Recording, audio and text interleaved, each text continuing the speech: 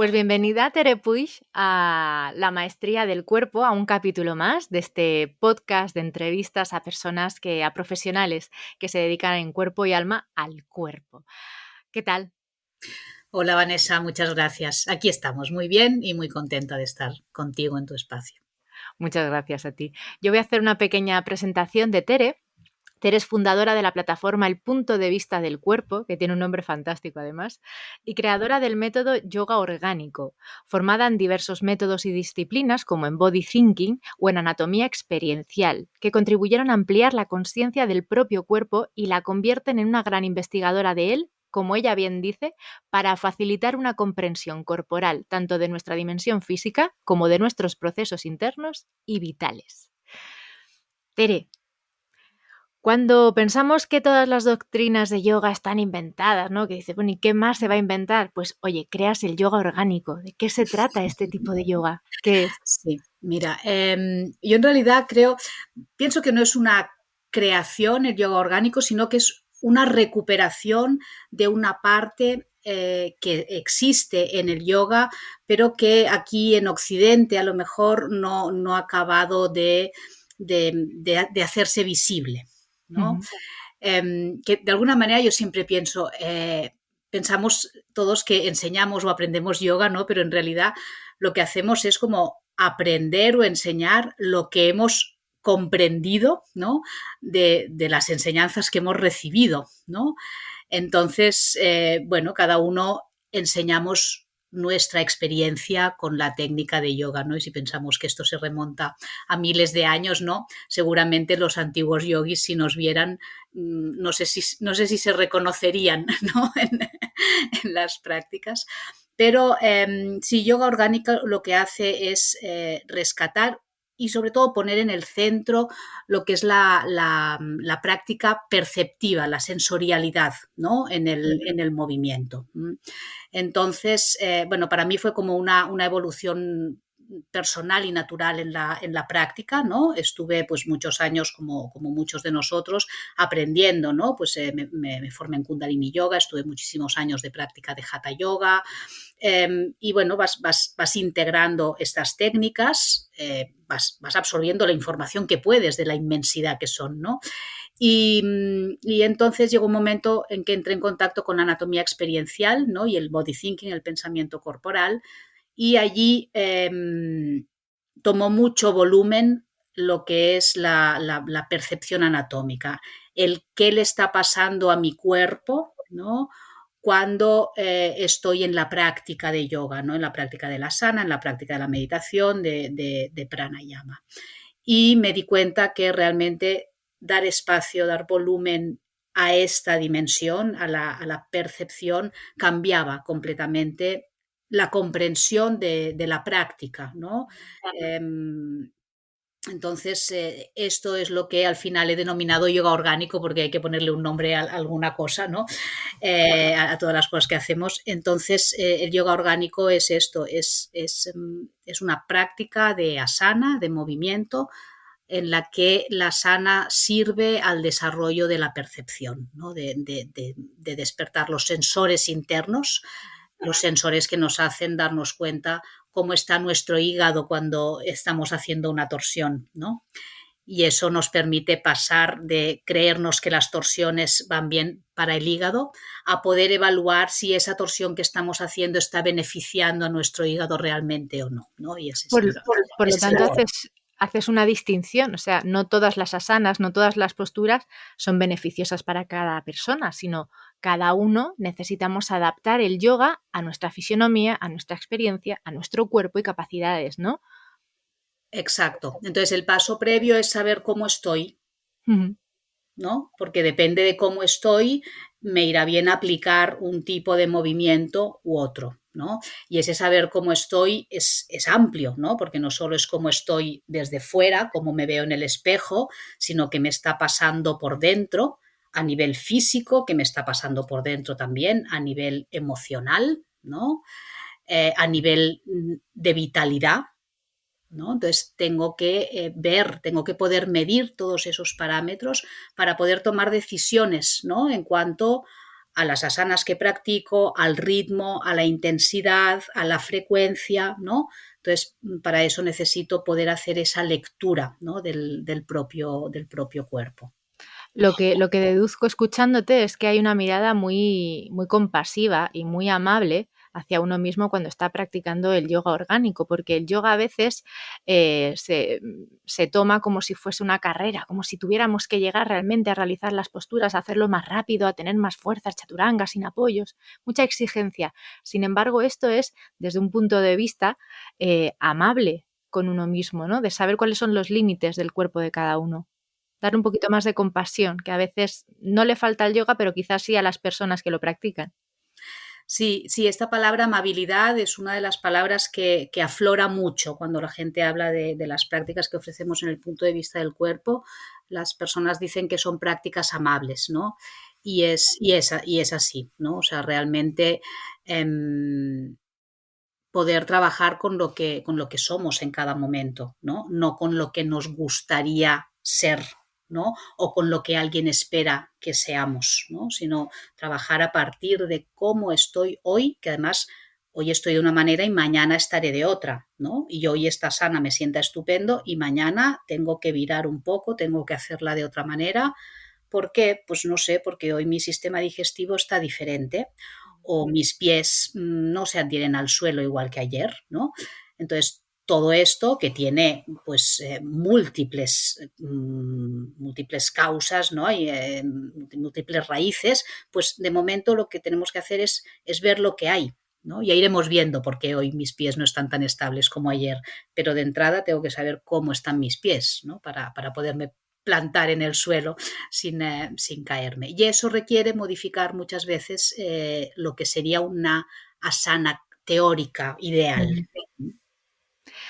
Hablabas antes del término, o lo has citado, yo también, body thinking, que Uh-huh, tiene una traducción así como cuerpo pensante o el cuerpo piensa. uh-huh. Esto para mí es nuevo, porque siempre el cuerpo se hace alusión al cuerpo como escucha, ¿no? Escucha tu cuerpo, pero no como que el cuerpo tiene realmente una entidad en la que piensa y sabe. A ver, Uh-huh. explícanos este término.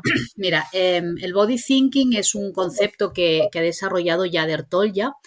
Yo con él estudié anatomía experiencial, ¿no? Él es un médico que ha ahondado muchísimo en las prácticas corporales, porque se dio cuenta que el cuerpo teórico que aprendió en la Universidad de Medicina no se parecía en casi nada a los cuerpos reales, ¿no?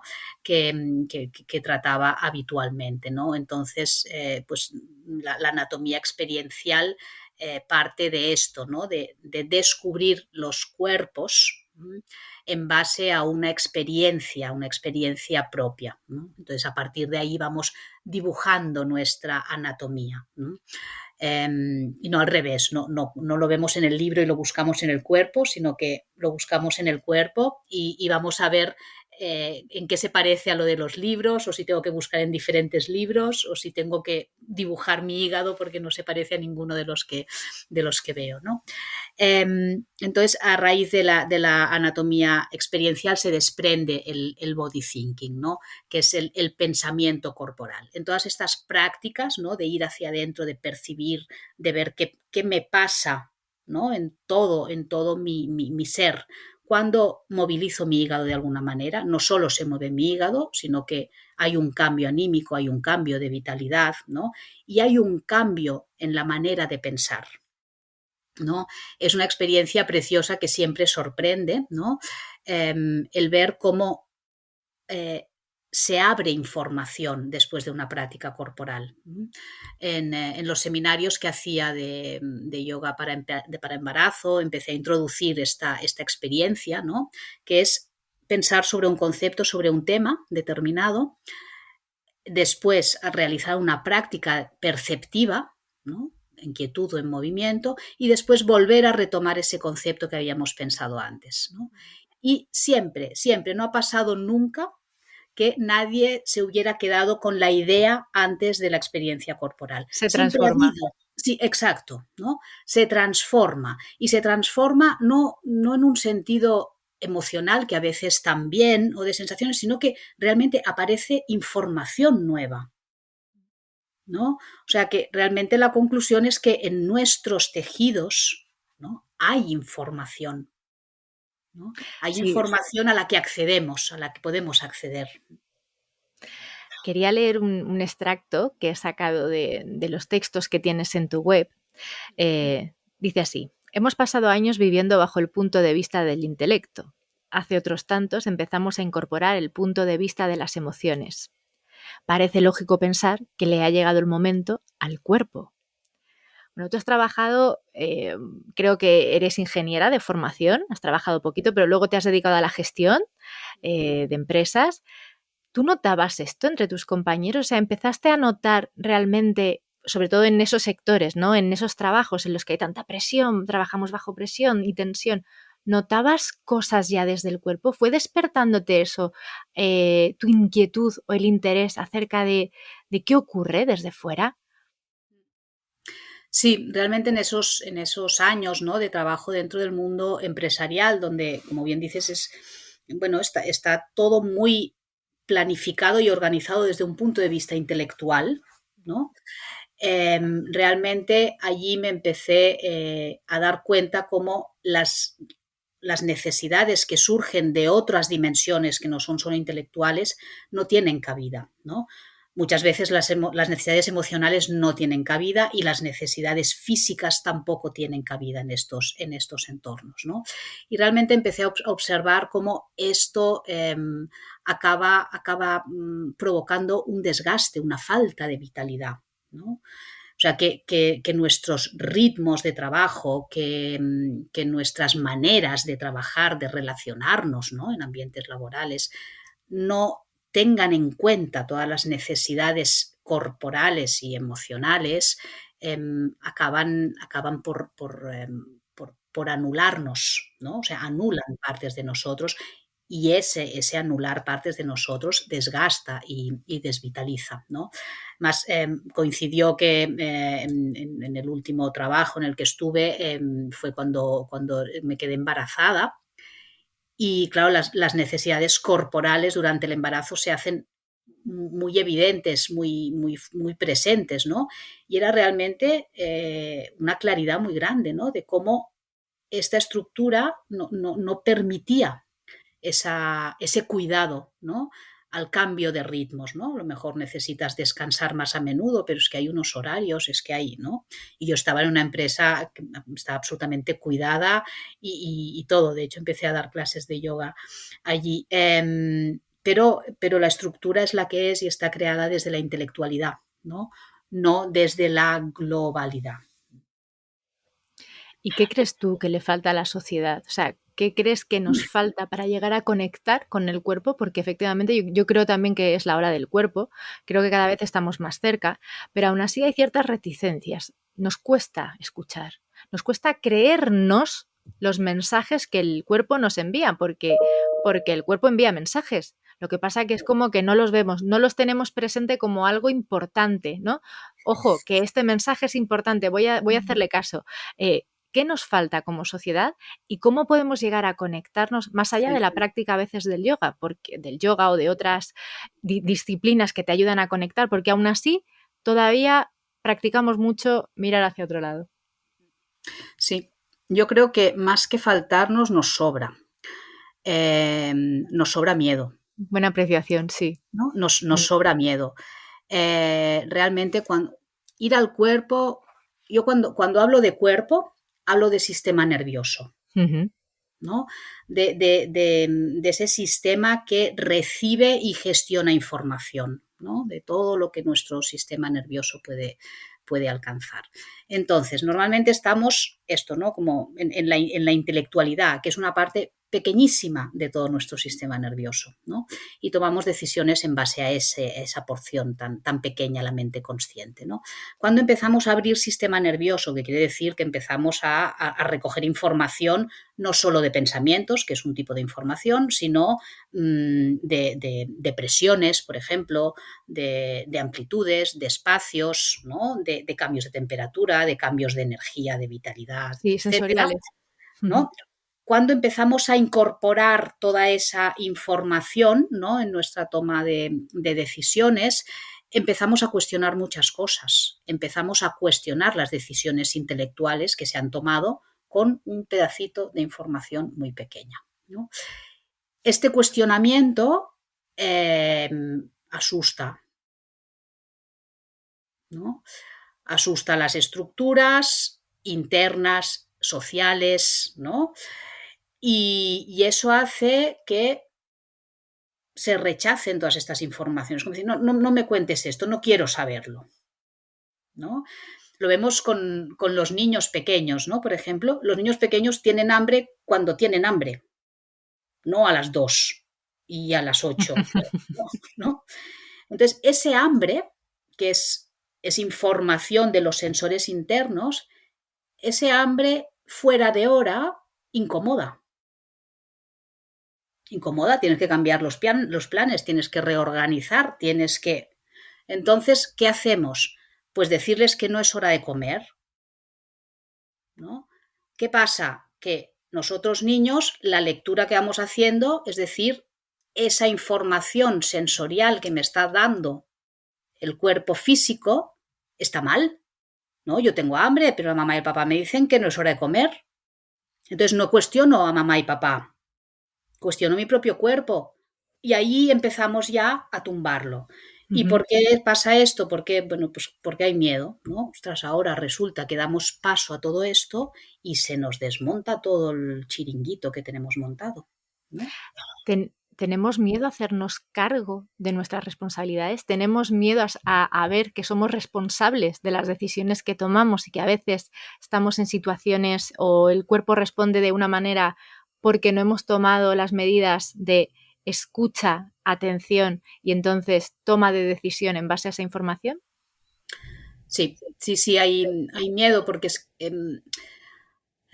muchas veces supone una confrontación a nivel social, ¿no? Es que fíjate que muchas veces... Romper estructuras. Claro, es romper estructuras, ¿no? Y bueno, eso a veces cuesta, ¿no? A veces para muchas personas es un precio muy alto, ¿no? El romper, y en ese sentido yo creo que cada uno vamos dando espacio a esas informaciones en la medida que vamos pudiendo sostener, ¿no? Los cambios que va a provocar en nuestra estructura vital, en nuestra estrategia de vida, ¿no? Es que fíjate que muchas veces es que no se atienden ni siquiera las necesidades más básicas, esto como el hambre o como las ganas de orinar o de defecar, que es que nos aguantamos porque tenemos que salir a tal hora, ¿no? Eso a nivel de salud es desastroso. Es que has dado una clave tremenda, claro, si ya desde pequeños a los niños que es la organicidad y la naturaleza pura, porque no tienen todavía ningún filtro. Les estamos negando su propia conexión, o sea, su propia escucha, lo que están sintiendo. Le decimos, no, es que eso no es. Tú fíate de esto, es que es mejor por aquí, es que así es como se funciona. ¿Cómo se funciona, no? O sea, esa clave a mí me ha parecido que es muy esclarecedora. Y fíjate que hay esta opción. No se trata a lo mejor de vivir solamente al ritmo de lo que te dice tu estómago, ¿no? Porque realmente tampoco sería funcional. Porque a veces también, claro, porque también, ¿no?, hay niños que utilizan ya la comida, también a veces, bueno, niños y mayores, pero digo que hay niños que también van reflejando lo que van sintiendo en casa o fuera, y a veces la comida se convierte en un tapón, ¿no? En algo que sosiega, que calma una necesidad. Exacto. Y que además hay veces que realmente uno tiene hambre y se tiene que esperar porque es que no hay comida hecha, porque, bueno, ¿no? Entonces hay todo eso. Pero fíjate qué diferente decir no es hora de comer, ¿no? A decir pues ya lo entiendo que tengas hambre, ¿no? ¿Te puedes esperar un poco o es muy urgente? ¿No? Es que ahora no tengo nada, ¿no? O sea, como de alguna manera podemos dar mensajes, ¿no?, en los que le podamos explicar al niño que, pues que aunque haya hambre a veces hay que aguantarse y que además que se puede aguantar, ¿no?, que tiene la capacidad de hacerlo, pero sin desvalorizar ese hambre. preguntarle si realmente, si es muy urgente, si tenemos una mandarina a mano, a lo mejor no es ningún drama, ¿no? Y podemos Ujú. atender esa bajada de energía que le está provocando el hambre. Entonces esto, ¿no? Que podemos, ahí tenemos un margen de juego, ¿no? Entre sostener las estructuras sociales que necesitamos para funcionar y dar valor a los mensajes, a la información sensorial interna, ¿no? O sea, que no es que vayamos de uno al otro, ¿no? O sea, sino que necesitamos ir a una integración, que esto para mí es el proceso de madurez, de hacerse adulto, ¿no? Como decías, Mm, cuando eres niño eres organicidad pura, o mm. sea, tengo hambre, tengo pis, tengo sueño y así, pam, pam, pam, pam, ¿no? Después pasamos una etapa de mucha intelectualización, de querer controlar todo eso. No, esto así, cuando eres adolescente te enfadas porque el mundo no es como tú piensas que debería ser, ¿no? Es como el pico, ¿no? de la intelectualización y de la voluntad de control, ¿no? Y después la fase adulta viene de una integración, ¿no? De integrar esa intelectualidad, esa parte social con esa parte orgánica. Entonces, la solución no es abandonar todo lo que hemos desarrollado hasta el momento del ser adulto para volver a ser niños. No es esa la solución. Y tampoco la solución quedarnos encallados en la adolescencia, ¿no? Sino que la solución es madurar, y madurar significa recoger, ¿no? La organicidad, ¿no? La estructura social, la estructura de pensamiento y encontrar soluciones, ¿no? Colaborativas entre todas nuestras dimensiones, ¿no? Efectivamente, es la integración. Lo has descrito muy bien. Sé que has colaborado con médicos, bueno, con salud, ¿no? Has trabajado un poco y has colaborado en el ámbito de la salud. ¿Qué es lo que has aprendido y cómo has podido volcar tus conocimientos, en qué casos, para mejorar o para utilizar el cuerpo como herramienta de sanación? Mm. Sí, pues mira, la colaboración, ¿no? con personas de ámbito sanitario empezaron cuando empecé a diseñar los programas de yoga para embarazo, que empecé a colaborar con Gloria Borràs, que ella es ginecóloga, es obstetra. Entonces nos juntamos y fue poner en práctica este concepto de integración, ¿no? que estábamos comentando. Nos juntamos porque teníamos muy claro las dos que cada una tenía una mirada, ¿no? sobre este proceso de maternidad, una mirada distinta y complementaria. Entonces, empezamos a trabajar, creamos juntas el primer programa. Ella aportaba toda la visión sanitaria del cuerpo, ¿no? y de la emoción desde el punto de vista de la medicina, y yo aportaba esa mirada del cuerpo desde el punto de vista de la experiencia, ¿no? de la experiencia y de la emoción, ¿no? Entonces, esta fue una colaboración que duró muchos años, todavía seguimos, ¿no? Conversando e intercambiando ideas, porque realmente esta es la idea, como recoger diferentes puntos de vista, ¿no? Sabiendo que cada uno de nosotros aporta una mirada de la realidad desde un ángulo diferente, ¿no? Y que cuantos más ángulos tengamos, pues más definición tenemos, ¿no? de alguna manera de esta realidad, ¿no? Y después la otra, los últimos años, desde el 2008, que he estado colaborando con Yader Tolya, ¿no? con la anatomía experiencial, pues ha sido de nuevo, ¿no? poner en diálogo, ¿no? Pues su visión médica, ¿no? y mi visión experiencial del cuerpo, ¿no? Bueno, y su visión experiencial, ¿no? que lleva muchos años en este proceso, ¿no? Entonces, sí, para mí el valor que he sacado de todo esto es tener siempre claro que nunca tenemos toda la información, ¿no? Nunca tenemos toda la información y que por tanto cualquier decisión que tomemos, ¿no? tiene un riesgo, tiene un grado de error, ¿no? Esto te permite realmente alejarte de una manera muy natural y espontánea de los dogmatismos.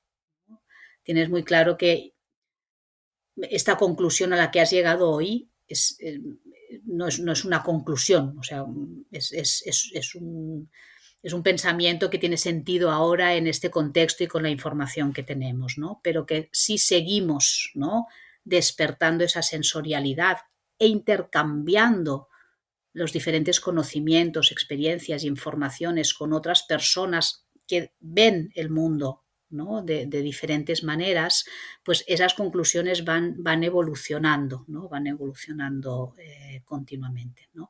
Y realmente con ellos, ¿no?, trabajando con personas del sector sanitario, la conclusión a la que siempre vamos como volviendo, ¿no?, después de muchas vueltas, ¿no?, es que la capacidad que tengamos cada uno de nosotros de percibir lo que nos está pasando es de una ayuda tremenda cuando colaboramos con un profesional de la salud para poder llegar a un diagnóstico, para escoger el tratamiento más adecuado, ¿no?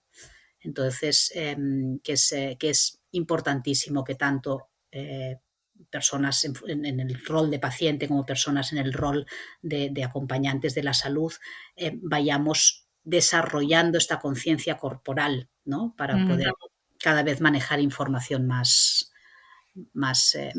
definida.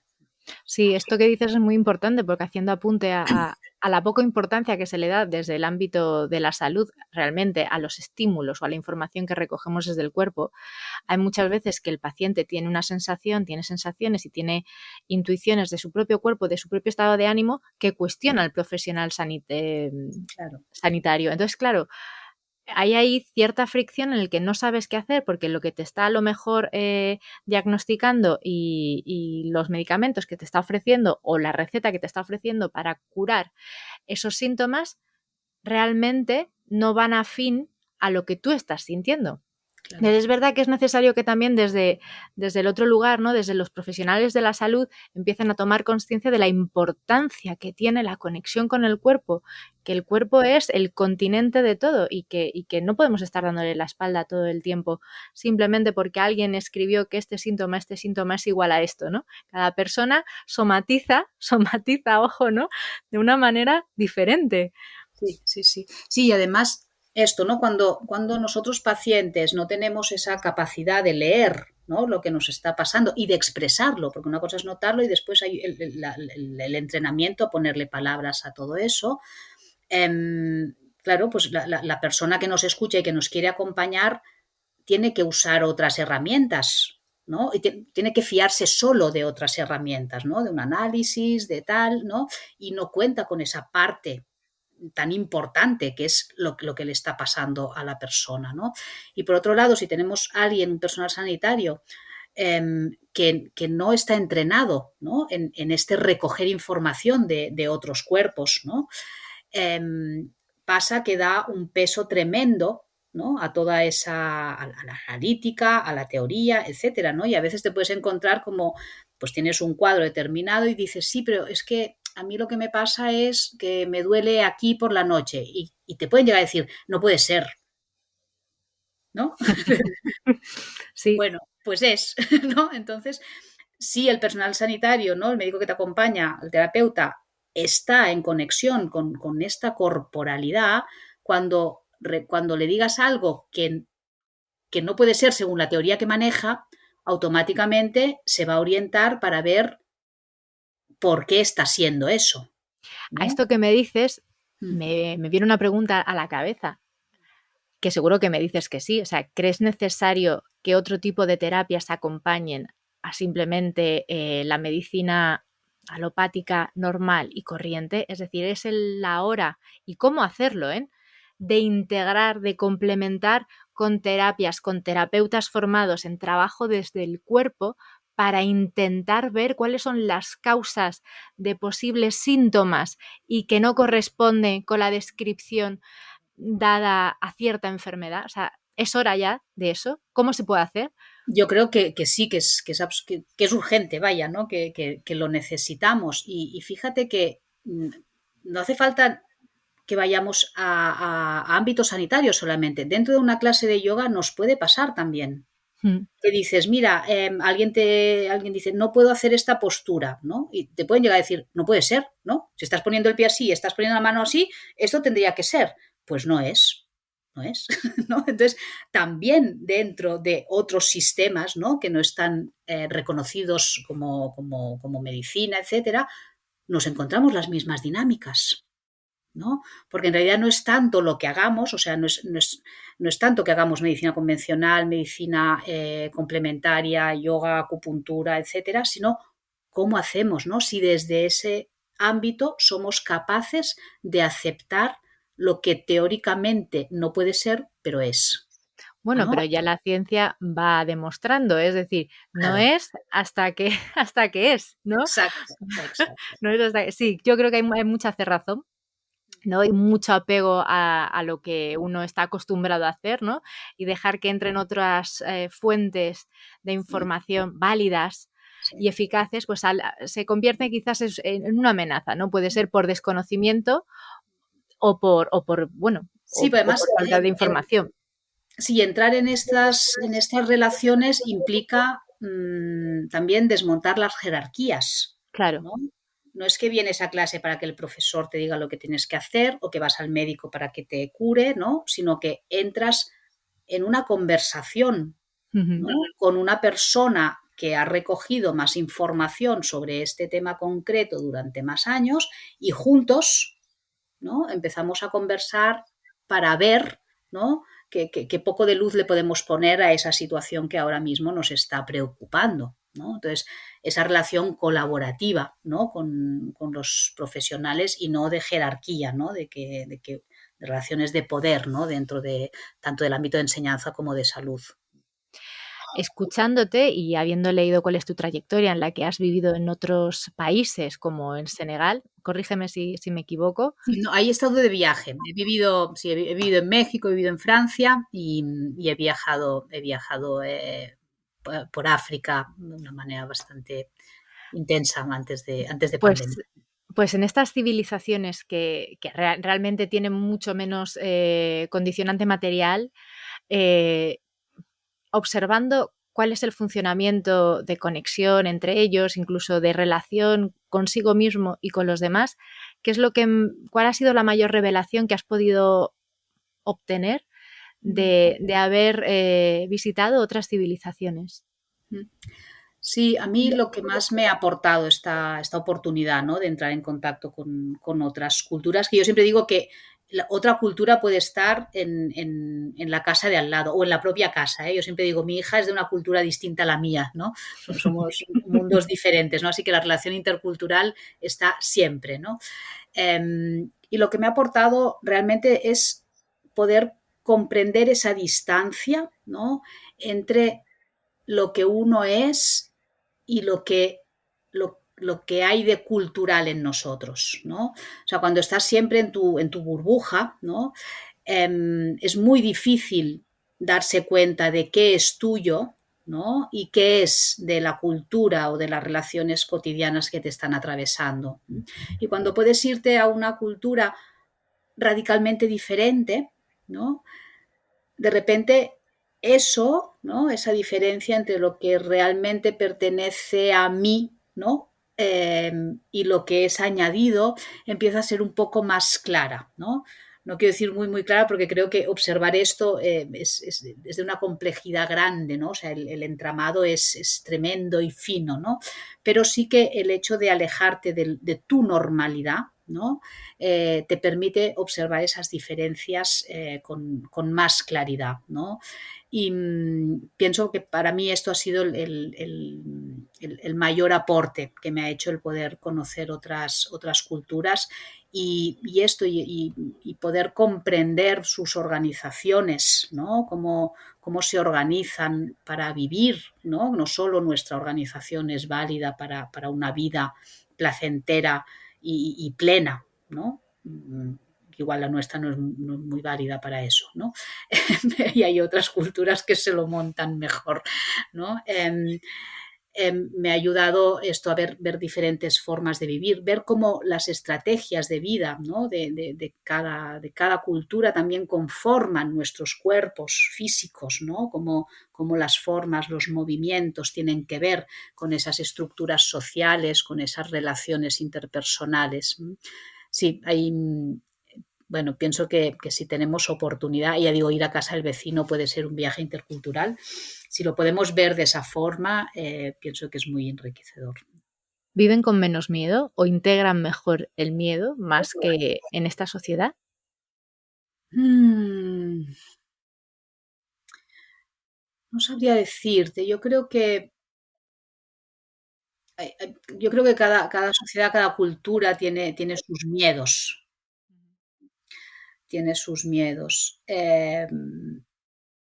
Sí, en estas culturas que están más en contacto con la naturaleza, ¿no? Con lo ancestral todavía está muy, muy presente. A lo mejor sí que tengo la sensación, pero es una sensación, ¿eh? No sé hasta qué punto es así. Tengo la sensación que hay menos ansiedad, ¿no? O sea, hay Menos como precipitación. hay menos proyección a futuro, menos miedos infundados, ¿no? Entonces, el miedo que hay es muy aterrizado y se resuelve en el día, ¿no? De hecho, esto fue una de las cosas en Burkina Faso, concretamente, ¿no? Lo pude vivir con mucha claridad, ¿no? Como que, o sea, cada día se terminaba y cuando te despertabas empezaba un nuevo día y ya está, ¿no? O sea, es como que no te vas a dormir con algo pendiente para mañana, ya está, ¿no? Ya se ha puesto el sol, lo de hoy ya queda cerrado y mañana volvemos a salir y volvemos a ver con qué contamos, qué problema tenemos y cómo lo resolvemos, ¿no? Solo de oírte ya me han me ha subido, me siento una sensación de libertad, si Mm, pudiese vivir en ese, porque es verdad que aunque una lo intenta, hay muchas veces que está, pero hay otras muchas veces que te precipitas, una misma se precipita al vacío, ¿no? Y se levanta por la mañana y lo primero que piensa es: "Tengo que hacer esto que no me dio tiempo". Ahí está ahí el pensamiento de llegar y terminar, ¿no? mm, Entonces, efectivamente, es vivir en el día, ¿no? Y resolver lo del día y poder empezar un día de nuevas, de a ver mm. qué ocurre hoy, debe ser tan liberador. Sí, mucho, sí, sí. Última pregunta antes de que hagamos el cierre. Mm, ¿Se vuelve al origen para reencontrar nuevos descubrimientos? Es decir, nos ocurre muchas veces que tras hacer muchas asanas, hablo del yoga, mm. hacemos asanas, la misma, la misma, la misma, y llega un día que de pronto no sabemos muy bien por qué, no lo sabemos, pero probablemente hayan pasado cosas, hayamos leído. Resulta que nos damos cuenta de un montón de cosas en ese momento, de cómo está el pie, de ala, si es verdad, si anclamos, anda. Y no hemos tenido que hacer nada diferente a lo que ya estábamos haciendo desde hace mucho tiempo. O sea, algo que era rutinario se convierte en wow. Y es como volver al origen. Es decir, si yo desde el primer día hubiera tenido esta atención aquí, me hubiese dado cuenta de todo esto, ¿no? Que me he estado perdiendo en este camino. Para descubrir más, hay que volver al origen. Y yo creo que lo que hacemos, ¿no? De una manera espontánea es ir pasando cíclicamente por los mismos paisajes, ¿no? Y cada vez que pasamos por ahí, recogemos algo, ¿no? O sea, que realmente es como, sí, es un ir pasando, ¿no? Esa sana repetida, ¿no? Cada vez que pasamos por esa sana, si podemos tomar conciencia de que la que está realizando hoy esa sana no es la que la estaba realizando ayer, sino que ya soy otra, ¿no? Em, o sea, es que solo es que no tendríamos prisa por hacer 10 asanas, ¿no? Realmente este volver, ¿no? O sea, el volver a lugares ya visitados nos permite entrar en una profundidad, ¿no? A la que no accedemos cuando estamos continuamente viendo paisajes nuevos, ¿no? Yo siempre digo que en yoga orgánico lo que hacemos es como viajar, ¿no? Pasearnos en el cuerpo, ¿m? Siempre en el mismo, ¿no? Que nunca es el mismo, ¿no? Entonces es como cuando vas de paseo por el bosque, ¿no? Si siempre vas viendo cosas nuevas, pues bien, pero si siempre recorres el mismo camino, es impresionante cómo ese camino se te va desvelando, El primer día a lo mejor solo ves el camino. El segundo día te darás cuenta de unos árboles. El tercer día, además de los árboles, pues ves el hormiguero. El cuarto día, ¿no? Entonces, eso siempre ha estado allí. No es nuevo, siempre ha estado ahí. Ese árbol siempre ha estado ahí, el hormiguero también. Es solamente nuestra mirada, el volver, ¿no? El volver a ese origen o a ese paisaje, ¿no? Con información ya recogida previamente, ya digerida, ¿no? Y con ojos nuevos para captar nueva información, ¿no? Entonces, esto, ¿no? Como que aparentemente estamos como siempre haciendo lo mismo, pero no es verdad que estamos siempre haciendo lo mismo, ¿no? Eso que decías, esa atención, ¿no? Si hubiera tenido esa atención en el pie, pero hemos tenido que pasar todo ese tiempo para que finalmente mi atención estuviera disponible para ese pie, ¿no? Antes tenía que atender mi pelvis, mi cabeza, mi tal, etcétera, ¿no? Entonces sí, es un pasar cíclico, ¿no? Y yo creo que a veces nos pierde esa necesidad, yo creo que impuesta culturalmente, de buscar la novedad. Estoy de acuerdo. Estoy de acuerdo. Eso nos impide profundizar realmente y sacarle el jugo a lo que está ocurriendo ahora, ¿no? A lo sencillo, a lo simple, a lo presente, ¿no? Exacto. Sí, sí. Pues Tere, para cerrar, emplazo siempre a mis entrevistados a que puedan hacer una pequeña muestra de cómo trabajan, de lo que hacen. Entonces te dejo aquí unos minutos. Muy bien. Pues no sé, pienso que podíamos hacer una dinámica que nos permitiera ver esto, cómo la percepción puede cambiar nuestro movimiento, ¿no? Con muy poco, sobre todo con trabajo de atención y movimiento muy sencillo y perceptivo, ¿no? Así que yo os invitaría a mover un poco los brazos, ¿no? Podemos con codos flexionados, movemos brazos hacia atrás, hacia adelante, observando cómo es ese movimiento, ¿no? A lo mejor notamos que en algún punto algo tira un poco, a lo mejor me genera algo de dolor o me libera, ¿no? Voy viendo el rango de movimiento. Si me es fácil con ambos brazos, si uno me cuesta más que el otro. Un poco haciendo una lectura de cómo están ahora esos brazos y ese movimiento. Y una vez hecho esto, me gustaría que fuéramos al tejido del pecho, a reconocerlo y a movilizarlo un poco para después volver al movimiento de brazos a ver si notamos algún cambio. Entonces, primero vamos a ver que podemos movilizar diferentes capas de nuestro tejido. Si ponemos los dedos sobre el esternón, este hueso en el centro del pecho, si solamente los apoyamos sin hacer presión y los empezamos a mover un poquito en círculos y observamos qué sensaciones aparecen ahí en ese punto, observaremos que estamos movilizando la piel, ¿sí?, sobre el tejido blando que hay debajo. En cambio, si hacemos más presión, que a lo mejor nos es más fácil hacer más presión con la base de la mano, hacemos presión hasta sentir el hueso. Y manteniendo esa presión movilizamos también en círculos y observamos las sensaciones, nos daremos cuenta que estamos moviendo tejidos más profundos, ¿no? Estamos moviendo más musculatura, etc. Entonces lo que vamos a hacer es primero movilizar piel, ¿sí?, desde la parte más alta, debajo de la garganta, hasta la base del esternón, ¿no? Ahí en la boca del estómago. Así que poquito a poco, poniendo de momento solo apoyamos los dedos sobre la piel y movilizamos. Hacemos pequeños círculos en un sentido, en otro,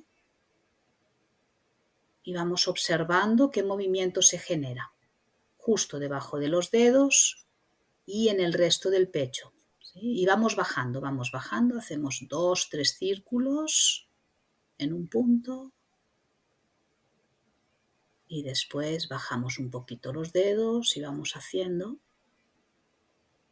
Y vamos tranquilamente observando cómo ese movimiento que generamos desde este punto central seguramente se va manifestando también en las axilas, en los pechos. Si vamos más abajo, quizás sentimos algo en abdomen, en la parte de la espalda.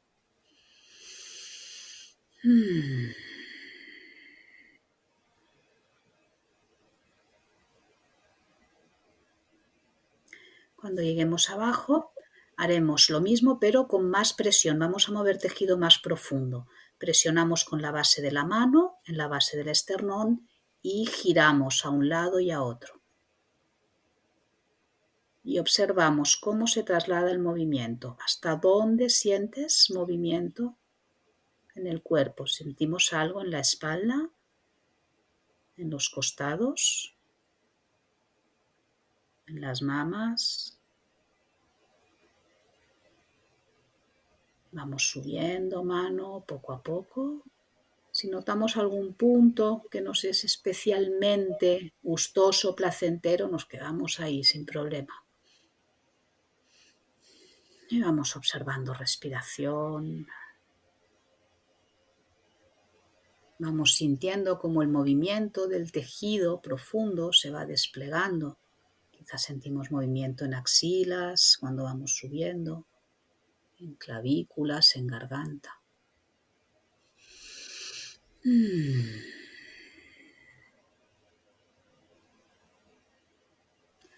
Cuando lleguemos arriba, detenemos el movimiento y nos tomamos unos instantes para observar nuestra respiración, observar cómo es el movimiento del pecho, de la espalda, cada vez que inspiramos, que expiramos. Observamos si ese movimiento se traslada también hacia brazos, hacia manos. Nos damos libertad de reorganizar nuestra postura, buscamos siempre máxima comodidad. A poco vamos a poner los dedos, ¿sí?, en la parte más alta del esternón de ambas manos, ¿sí? Y lo que vamos a hacer es presionar. Vamos a presionar el esternón como queriéndolo hundir entre las costillas y vamos a dejar que el cuerpo ceda a esa presión. Así nuestros hombros, nuestros brazos, nuestras costillas se van a ir replegando hacia adelante mientras los dedos van empujando hacia atrás. El cuerpo se reorganiza para que el esternón pueda ir hacia atrás, seguir la presión de los dedos. Cuando el movimiento se detenga, cuando ya al presionar sintamos que ya no se produce más movimiento, vamos a dejar la presión y con una inspiración dejamos que el cuerpo vuelva a su posición neutral. Sí, sentimos que es el propio inspirar el que mueve el cuerpo. Y bajamos un poquito los dedos y repetimos. Presionamos esternón, aflojamos hombros, aflojamos espalda, costillas. Da libertad de reorganización a tu pelvis, a tu zona lumbar para permitir ese movimiento. Siente como todo el cuerpo va descansando sobre tus dedos que están presionando el esternón. Y cuando el movimiento se detenga, deja que la inspiración vuelva a tu cuerpo a la verticalidad. Y volvemos a bajar dedos, que la presión sea en la parte más baja ahora. Y nos entregamos, dejamos el cuerpo pesar, descansar sobre nuestros dedos que van presionando.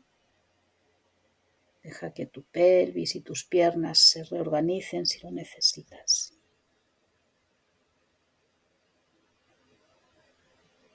Y cuando el movimiento se detenga, deja que la inspiración vuelva a poner el cuerpo en su posición neutral. Deja descansar tus manos, tus brazos. Observa tu respiración, siente la forma del pecho, de la espalda, de los hombros, de los brazos. Y vuelve ahora a mover tus brazos en círculos hacia atrás, hacia adelante, igual que hacías al principio. Y observa si notas algún cambio, alguna diferencia en el rango de movimiento, en las sensaciones de tensión, de relax, en la facilidad de movimiento.